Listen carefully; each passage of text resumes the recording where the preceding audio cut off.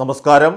മുഖ്യ തെരഞ്ഞെടുപ്പ് കമ്മീഷൻ രാജീവ് കുമാറും അതോടൊപ്പം തന്നെ പ്രധാനമന്ത്രി നരേന്ദ്രമോദിയും ഉടൻ തന്നെ സുപ്രീം കോടതിയിൽ ഹാജരാകേണ്ടതുണ്ട് എന്ന് വളരെ കൃത്യമായി ഇപ്പോൾ സുപ്രീം കോടതി ചീഫ് ജസ്റ്റിസ് സഞ്ജീവ് ഖന്ന അധ്യക്ഷനായിട്ടുള്ള ബെഞ്ച് വിധി പുറപ്പെടുവിക്കുമ്പോൾ അത് വളരെയധികം തിരിച്ചടിയായി മാറുന്നത് ഇപ്പോൾ കേന്ദ്രത്തിൻ്റെയും തെരഞ്ഞെടുപ്പ് കമ്മീഷൻ്റെയും രഹസ്യമായിട്ടുള്ള നീക്കങ്ങളെയും അജണ്ടകളുടെയൊക്കെ തന്നെ പൊളിച്ചെടുക്കൽ തന്നെയാണ്.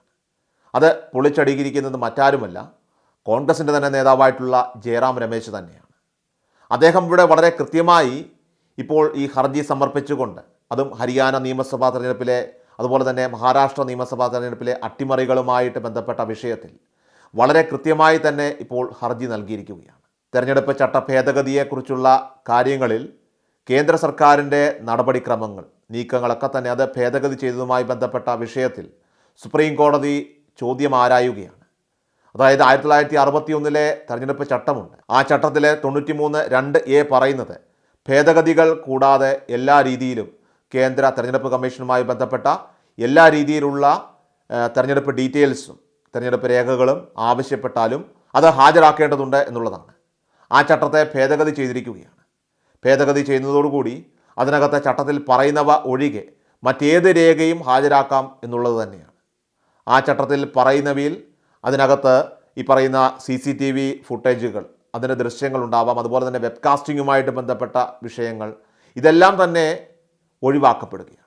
അങ്ങനെ എത്ര ക്ലിയറായി ഇവിടെ ഡീൽ നടത്തിയിരിക്കുന്നു കേന്ദ്ര ഗവൺമെൻറ്റും അതോടൊപ്പം തന്നെ തെരഞ്ഞെടുപ്പ് കമ്മീഷനും എന്ന ആരോപണമാണ് ഇവിടെ ജയറാം രമേശ് ഈ ഹർജി സമർപ്പിക്കുമ്പോൾ ഉന്നയിക്കുന്നത്.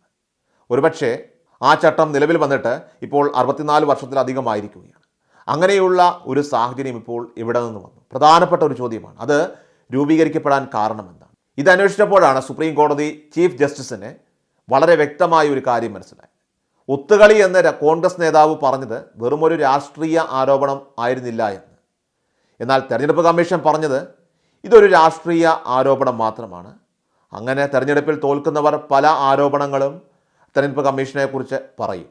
അങ്ങനെ തെരഞ്ഞെടുപ്പ് കമ്മീഷൻ്റെ വിശ്വാസ്യതയെ ചോദ്യം ചെയ്യാൻ ആര് നടത്തിയാലും അത് അനുവദിക്കില്ല എന്നൊക്കെ രാജീവ് കുമാർ പറഞ്ഞിരുന്നു. പക്ഷേ ആ രാജീവ് കുമാറിൻ്റെ കള്ളത്തരങ്ങളെ ഇപ്പോൾ പൊളിച്ചടുക്കിയിരിക്കുകയാണ് ബഹുമാനപ്പെട്ട സുപ്രീം കോടതി ചീഫ് ജസ്റ്റിസ് ആയിട്ടുള്ള സഞ്ജീവ് ഖന്ന.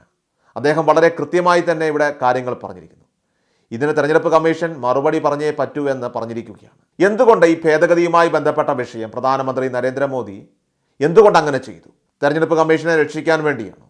BJPയുമായിട്ടുള്ള അഡ്ജസ്റ്റ്മെൻ്റ് ആണോ എന്ന വലിയൊരു ചോദ്യം നേരത്തെ ആരായുന്ന സാഹചര്യത്തിൽ അതൊന്നുകൂടി ഇപ്പോൾ ഊട്ടിയുറപ്പിക്കുന്ന ഒരു സാഹചര്യം അത് സുപ്രീം കോടതിയുടെ ഈ ഒരു ചോദ്യത്തിൽ നിന്ന് സംജാതമായി കഴിഞ്ഞിരിക്കുകയാണ്.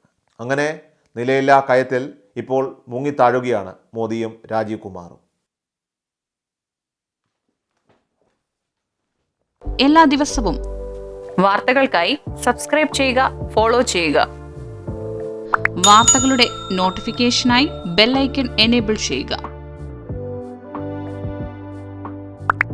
Please subscribe our channel.